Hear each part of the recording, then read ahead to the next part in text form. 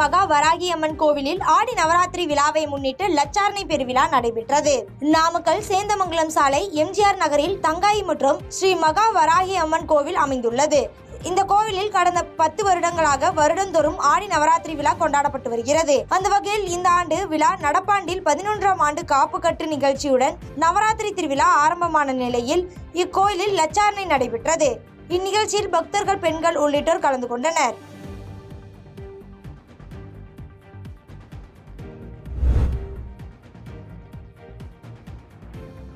கர்நாடகா அணைகளில் இருந்து வெளியேற்றப்பட்டு வரும் நீர்வரத்து குறைப்பால் ஒகேனக்கல் காவிரி ஆற்றில் நீர்வரத்து குறைந்துள்ளது. கர்நாடகா மற்றும் கேரள மாநிலங்களில் தென்மேற்கு பருவமழை ஆங்காங்கே பெய்ததால் கர்நாடகாவில் உள்ள கிருஷ்ணராஜசாகர், கபினி, ஹராங்கி, நுகு உள்ளிட்ட அணைகளில் இருந்து நீர்வரத்து தொடர்ந்து அதிகரித்து வருகின்றன. இதனைத் தொடர்ந்து நீர்வரத்து அதிகரிப்பு காரணமாக அணையின் பாதுகாப்பு கருதி கர்நாடகா அணைகளில் இருந்து காவிரி ஆற்றின் வழியாக உபரி நீர் வெளியேற்றப்பட்டு வருகிறது. இதனால் தமிழக கர்நாடக எல்லை பகுதியான பிலிகுண்டுலுவில் நீர்வரத்து குறைந்து வினாடிக்கு 42,000 கன அடியாக நீடித்து வருகிறது.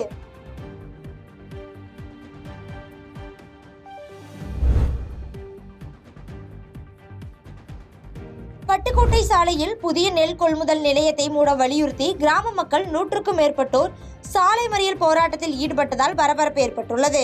புதுக்கோட்டை மாவட்டம் பந்துவக்கோட்டை ஊராட்சியில் கடந்த 2019ஆம் ஆண்டு முதல் நேரடி நெல் கொள்முதல் நிலையம் செயல்பட்டு வருகிறது. இந்நிலையில் கேகேப்பட்டியில் தனிநபருக்கு சொந்தமான பட்டா இடத்தில் புதிதாக நெல் கொள்முதல் நிலையம் திறக்கப்பட்டுள்ளது.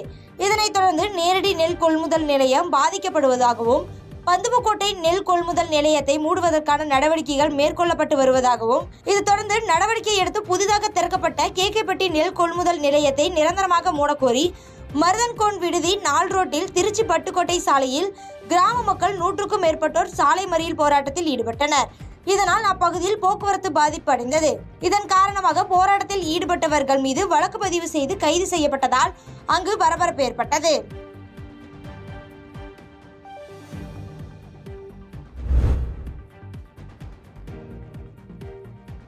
கொடிக்கம்பம் அருகே பாதாள சாக்கடை கழிவுநீர் சாலையில் வெளியேறி துர்நாற்றம் வீசுவதால் விரைந்து நடவடிக்கை எடுக்க பொதுமக்கள் கோரிக்கை வைத்துள்ளனர். திருப்பூர் மாநகராட்சிக்கு உட்பட்ட கேவிஆர் நகர் கொடிக்கம்பம் பகுதியில் பனியன் நிறுவனங்கள் மற்றும் வணிக நிறுவனங்கள் அமைந்துள்ளது. அப்பகுதியில் 5000த்திற்கும் மேற்பட்ட வீடுகளில் பொதுமக்கள் வசித்து வருகின்றனர். இதைத் தொடர்ந்து மேலும் பொதுமக்கள் நடமாட்டம் அதிக அளவில் உள்ள பகுதியாக உள்ளது. இப்பகுதியில் வீடுகளுக்கு அமைக்கப்பட்ட பாதாள சாக்கடை மேனுவல் குழாயில் அடைப்பு ஏற்பட்டு கழிவுநீர் சாலை நடுவே வெளியேறி வருகிறது. இதன் காரணமாக அந்த பகுதி முழுவதும் கடும் துர்நாற்றம் வீசி வருகிறது. இதையடுத்து அந்த சாலை வழியாக பள்ளிக்கு செல்லும் மாணவர்கள் மற்றும் பணிக்கு செல்லும் தொழிலாளர்கள் நோய் தொற்று ஏற்படும் அபாயம் உள்ளதாகவும் மாநகராட்சி அதிகாரிகள் அதனை கருத்தில் கொண்டு விரைந்து நடவடிக்கை எடுக்க வேண்டும் என அப்பகுதி பொதுமக்கள் கோரிக்கை வைத்துள்ளனர்.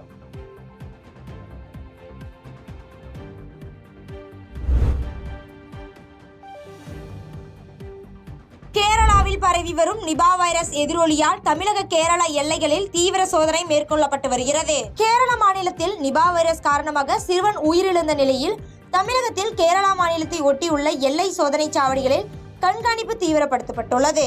கேரளாவை ஒட்டியுள்ள நீலகிரி மாவட்டம் நாடுகாணி, சோலாடி, பாட்டவயில், நம்பியார்குன்னு உள்ளிட்ட 5 சோதனை சாவடிகளில் மருத்துவ குழுவினர் பணியில் அமர்த்தப்பட்டு கேரளாவில் இருந்து நீலகிரிக்குள் வரும் அனைவருக்கும் காய்ச்சல், இருமல், சளி உள்ளனவா என பரிசோதித்த பின்பு மாவட்டத்திற்குள் அனுமதிக்கப்பட்டு வருகின்றனர்.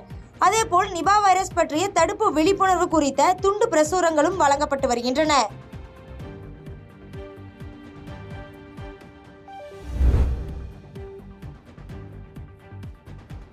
சென்னையில் நின்று கொண்டிருந்த கண்டெய்னர் லாரி மீது ஆட்டோ மோதி 2 பேர் படுகாயமடைந்தனர். சென்னை புது வண்ணாரப்பேட்டை அண்ணாநகர் எண்ணூர் வளைவு சாலையில் காசிமேட்டில் மீன் வாங்குவதற்காக செல்வகுமார் என்பவருடைய ஆட்டோவில் 5 பேர் வந்துள்ளனர். அப்போது ஓரமாக நின்று கொண்டிருந்த கண்டெய்னர் லாரி மீது செல்வகுமாரின் ஷேர் ஆட்டோ அதிவேகமாக மோதியுள்ளது. இதில் ஷேர் ஆட்டோ சுக்குநூறாக நொறுங்கியது. இதில் பயணித்த ஆட்டோ டிரைவர் செல்வகுமார் மற்றும் வசந்தி என்ற பெண் படுகாயமடைந்தனர். மேலும் 4 பேர் லேசான காயமடைந்த நிலையில் அவர்களை பொதுமக்கள் அரசு ஸ்டான்லி மருத்துவமனைக்கு அனுப்பி வைத்தனர். மேலும் இந்த விபத்து தொடர்பாக காசிமேடு போக்குவரத்து புலனாய்வு போலீசார் வழக்கு பதிவு செய்து விசாரணை மேற்கொண்டு வருகின்றனர்.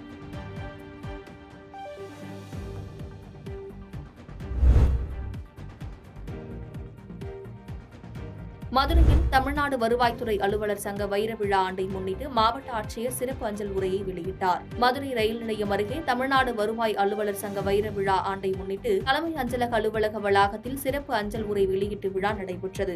விழாவில் மதுரை மாவட்ட ஆட்சியர் சங்கீதா மற்றும் தென்மண்டல அஞ்சல் தலைவர் ஜெயசங்கர், வருவாய்த்துறை சங்க மாநில தலைவர் முருகையன் உட்பட தபால்துறை அலுவலர்கள் மற்றும் பணியாளர்கள் பலர் கலந்து கொண்டனர்.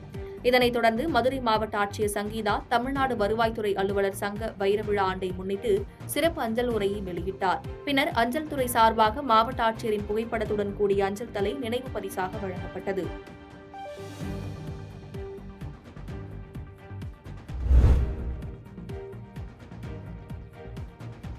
சென்னையில் 2.87 ஏக்கர் அரசு நிலத்தை தனிநபர்கள் ஆக்கிரமிப்பு செய்து தொழிற்சாலை நடத்தி வந்த நிலையில் நிலம் மீட்கப்பட்டது.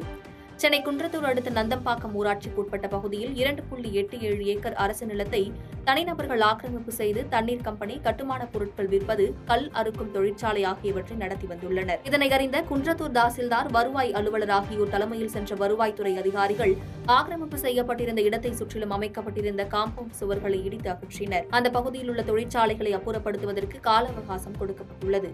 மேலும் அந்த பகுதியில் மின் இணைப்பு துண்டிக்கப்படுவதற்கும் உத்தரவிடப்பட்டுள்ளது. தற்போது மீட்கப்பட்ட இந்த 2.87 ஏக்கர் நிலத்தின் மதிப்பு ரூபாய் 23 கோடி என அதிகாரிகள் தெரிவித்தனர். இதில் அசம்பாவிதம் ஏதும் ஏற்படாமல் இருக்க குன்றத்தூர் போலீசார் பாதுகாப்பு பணியில் ஈடுபட்டிருந்தனர்.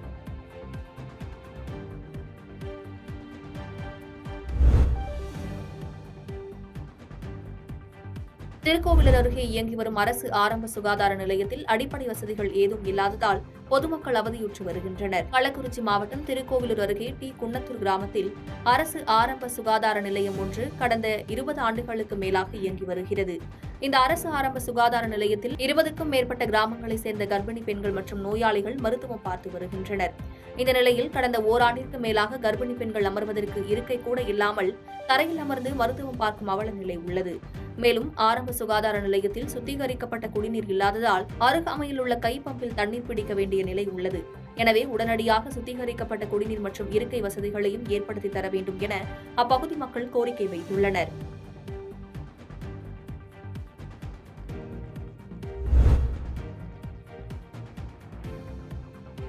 திருச்சி அருகே கிராமத்தில் பொதுமக்களுக்கு இடையூறாக செயல்படும் மதுபான கடையை வேறு இடத்திற்கு மாற்றக் கோரி பொதுமக்கள் மனு அளித்தனர். திருச்சி மாவட்டம் முசிறி அடுத்துள்ள தும்பலம் கிராமத்தில் நடைபெற்ற மக்களுடன் முதல்வர் முகாமில் பொதுமக்கள் தங்களது கோரிக்கை மனுக்களை வழங்கினர். இந்த முகாமினை முசிறி தொகுதி சட்டமன்ற உறுப்பினர் காடுவெட்டி தியாகராஜன் தலைமையேற்று துவக்கி வைத்தார்.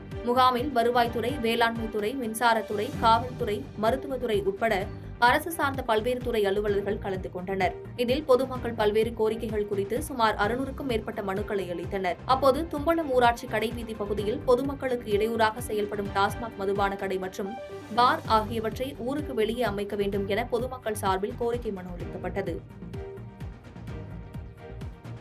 பாதகம் செய்பவரை கண்டால் நாம் பயங்கொள்ளலாகாது பாப்பா, மோதி மிதித்து விடு பாப்பா, அவர் முகத்தில் உமிழ்ந்து விடு பாப்பா.